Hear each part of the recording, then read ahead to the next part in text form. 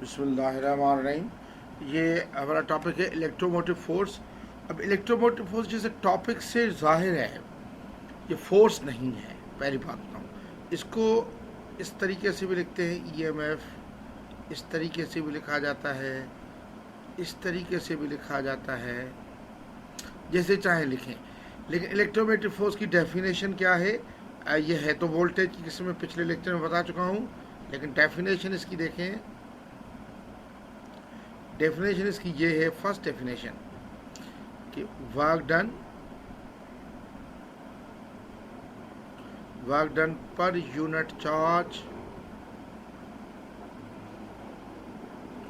इन entire circuit, पूरे circuit में work done जो हो इंटायर सर्किट में। या मैं ये कह दूं दूसरी डेफिनेशन कि ईएमएफ को ई से शो करूं, अगर E is equal to W upon Q और फिर ई लिखूं, E is EMF, W is work done in entire circuit, पूरे सर्किट में जो डब्ल्यू हो वो काम, और क्यू इज चार्ज। या तीसरी डेफिनेशन में बिल्कुल ऐसे लिख दूं, EMF is equal to work done in entire circuit. ये सारी एक ही डेफिनेशन है, जिस तरीके से लिखना चाहें, work done entire circuit upon charge. ये बेसिकली ये तीन डेफिनेशन ही सही हैं। कुछ और डेफिनेशन हैं जो एमसीक्यूज़ के लिए इस्तेमाल होती हैं, वो आप खुद नहीं करेंगे, अगर एग्जाम ना देता तो हम टिक करेंगे। अब पहले मैं इसको थोड़ा सा समझा दूं। देखिए, आपने ड्राई बैटरी वोल्ट, ये ड्राई बैटरी सेल देखे होंगे, ये इस पे ये पॉजिटिव है, इस पे लिखा होता है ये नेगेटिव, इस पे लिखा था 1.5 वोल्ट। इसका 1.5 वोल्ट का क्या मकसद है? 1.5 वोल्ट का मकसद है कि अगर ये मिसाल कोई कंडक्टर है, ये कंडक्टर है कोई, ये कोई कंडक्टर है, वायर कोई, इसके साथ कनेक्टिंग वायर है, ये बैटरी लगी हुई है, बैटरी पॉजिटिव टर्मिनल, ये 1.5 वोल्ट है। तो इसका मकसद है सर्किट तो कंडक्टर तो खैर ये है, सर्किट इधर से शुरू होता है। अगर ये 1 कूलम की चार्ज आएगी तो इधर से इससे इधर तक ये फिर के आ जाएगी, इधर तक 1 कूलम की चार्ज, इधर तक तो 1 कूलम की चार्ज आएगी, तो वर्क डन जो होगा वो 1.5 जूल का होगा पूरे इंटायर सर्किट में। तब आप इसकी ईएमएफ कहेंगे 1.5 वोल्ट है। अगर ये ज़्यादा चार्जेस जाते हैं, 2 कूलम जाते हैं, तो ये एनर्जी वर्क डन होगा 3 जूल्स का हो जाएगा, क्योंकि बेसिकली ये वर्क डन होता है डिवाइड बाय चार्ज। अगर ये 3 कूलम जाते हैं तो वर्क डन होगा 4.5 जूल्स का, यानी जितनी ज़्यादा चार्जेस जाएंगी इतनी ये ज़्यादा एनर्जी देगा।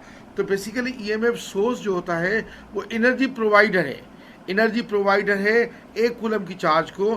तो ये इस तरीके से, यानी अगर मिसाल के तौर पर अगर ये मैं अगर सपोज ये रेजिस्टर ले लूँ, ये रेजिस्टर है, रेजिस्टर का सिंबल यही होता है। अगर इधर लिखा हुआ है कि ये 8 वोल्ट है, इसका मकसद होगा अगर 1 कूलम का चार्ज इधर से चला, इधर से पूरे सर्किट में घूम फिर के 1 कूलम का इधर तक आएगा, तो 8 जूल का वर्क होगा। यानी वर्क डन जितना भी हुआ तो उसकी ईएमएफ होगी। मिसाल के तौर पर अगर आपको अननोन ईएमएफ दी जा रही है, लेकिन वर्क डन आप कैलकुलेट कर रहे हैं, अगर ये अननोन ईएमएफ है और आपको इसमें जो है सपोज आपको कहा जा रहा है कि सपोज आपको ये कहा जा रहा है कि ये जो है इधर से चार्ज चला है, 3 कूलम की चार्ज चलती है, और 3 कूलम का चार्ज इधर से इधर तक जो वर्क डन होता है पूरे सर्किट में सपोज 15 जूल्स का होता है।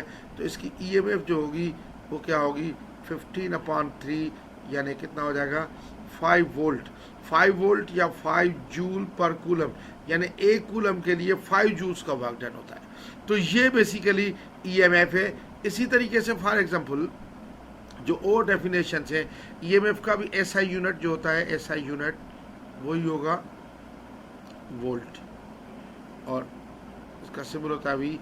हम कहते हैं EMF will be 1 volt, EMF will be 1 volt if work of 1 joule is done per unit charge in entire circuit. Bus voltage वाले में जो है वो इसमें इंटायर सर्किट लगा दें तो ये पूरा हो जाएगा, बात ख़त्म। यानी मैं उसी तरह वही 1 वोल्ट बराबर होगा 1 जूल अपॉन 1 कूलम के, या वोल्ट बराबर होगा जूल पर कूलम के। ये मैं वोल्टेज वाले में सारा कुछ इसका प्रूव करके आया, दोबारा मैं नहीं करना चाहता। अब कुछ और डेफिनेशन है ईएमएफ की जो यूज़ होती हैं, अदर डेफिनेशंस जो है, other definitions used for MCQs. या आप खुद से नहीं लिखेंगे लेकिन एमसीक्यूज के लिए ये बहरहाल इस्तेमाल कर सकते हैं, पूछ सकता है एग्जामिनर। एक तो ये होता है कि एनर्जी, यानी ये है कि gain of electrical energy, gain of electrical energy per unit charge इस ईएमएफ। यानी कहने का मकसद ये है कि अगर ये हमारा जो है रेजिस्टर है और अगर ईएमएफ इधर ईएमएफ लिखा हुआ है, इसका ईएमएफ लिखा हुआ है सपोज 3 वोल्ट, इसका मकसद है कि अगर ये 1 कूलम का चार्ज इधर से चलेगा तो इसको इलेक्ट्रिकल एनर्जी मिलेगी, 3 जूल्स की इलेक्ट्रिकल एनर्जी मिलेगी, जो इसमें जो इधर यूज़ करके वापस इधर आएगा, इसमें एनर्जी दे देगा, ये कंडक्टर में दे देगा। तो बेसिकली ये है कि 60 वोल्ट का मकसद होगा कि 60 जूल्स की इलेक्ट्रिकल एनर्जी गेन होती है पर 1 कूलम, 1 कूलम के लिए। तो अगर 2 कूलम चले, 3 कूलम चले तो और एनर्जी होगी। तो एक तो ये डेफिनेशन। दूसरी ये भी करते हैं कि दूसरी भी सिमिलर डेफिनेशन है, केमिकल एनर्जी और अदर फॉर्म्स ऑफ एनर्जी। लेकिन ये दोनों डेफिनेशन आपने कभी खुद से नहीं लिखनी, या आप एमसीक्यूज में के लिए तो सिलेक्ट कर सकते हैं, लिख नहीं सकते। लिखना बहुत ज़्यादा बेहतर है, जो पहले मैं 3 डेफिनेशन दे चुका हूँ, केमिकल एनर्जी और other energy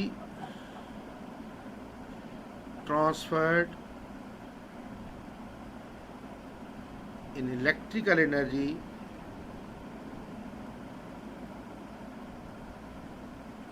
per unit charge. यानी बेसिकली एनर्जी होती है, केमिकल होती है या अदर एनर्जी होती है, इलेक्ट्रिकल एनर्जी में चेंज हो जाए 1 यूनिट चार्ज के, 1 पर यूनिट चार्ज के, तो इस ईएमएफ वही ईएमएफ होगा। इसी तरह बिल्कुल अगर ये 3 वोल्ट है इसका और ये 1 कूलम जा रहा है तो 3 जूल्स की इलेक्ट्रिकल एनर्जी होगी। ये तकरीबन दोनों सेम है, 3 जूल्स की इलेक्ट्रिकल एनर्जी मिली है। लेकिन ये एनर्जी बेसिकली अगर ड्राई बैटरी सेल है तो केमिकल एनर्जी है। अगर कोई और चीज़ें हैं जिसमें मिसाल के तौर पर काइनेटिक एनर्जी टरबाइन की है, या और एनर्जी चेंज हो रही है, और एनर्जी कोई भी एनर्जी चेंज हो रही है, एटॉमिक एनर्जी है, न्यूक्लियर एनर्जी चेंज हो रही है इलेक्ट्रिकल एनर्जी में, तो वो जो है एनर्जी बेसिकली पर यूनिट चार्ज होता है, वो ईएमएफ होता है। एक्चुअली एक बात बताऊँ, या तो काइनेटिक एनर्जी होती है या मैकेनिकल एनर्जी होती है। अगर न्यूक्लियर एनर्जी भी होती है तो पहले वो टरबाइन को चलाती है। वो आपके कोर्स पे नहीं, आपने ओरल में यकीनन पढ़ा होगा कि टरबाइन किस तरह जो है चलता है, पानी की मदद से। अगर डैम बनाए जाते हैं, पानी ऊपर से गिराया जाए, या न्यूक्लियर एनर्जी की मदद से, यानी किस तरीके से टरबाइन चलते हैं। तो बहरहाल उसकी काइनेटिक एनर्जी या केमिकल एनर्जी अगर इलेक्ट्रिकल एनर्जी में चेंज हो पर यूनिट चार्ज तो ये ईएमएफ होता है। तो ईएमएफ की बेहतरीन डेफिनेशन तो ये है कि work done per unit charge in entire circuit. या फिर जो दूसरा gain of electrical energy per unit charge is EMF, या chemical energy other forms of energy transferred electrical per unit charge, ये है। लेकिन ये जो 2 डेफिनेशन में लास्ट वाली लिखी है ये सब एमसीक्यूज के लिए इस्तेमाल करें, जैसे दी बेस्ट डेफिनेशन यही है। लेकिन एनर्जी कभी ना लिखें, यह ना लिखा करें एनर्जी पर यूनिट चार्ज, क्योंकि एनर्जी डेफिनेशन के तौर पर नहीं, रिलेशनशिप एनर्जी का ही होता है, एनर्जी का रिलेशनशिप है। यानी अगर मैं कहूँ कि EMF is equal energy upon charge तो बिल्कुल सही है रिलेशनशिप, लेकिन डेफिनेशन के तौर पर सही नहीं है।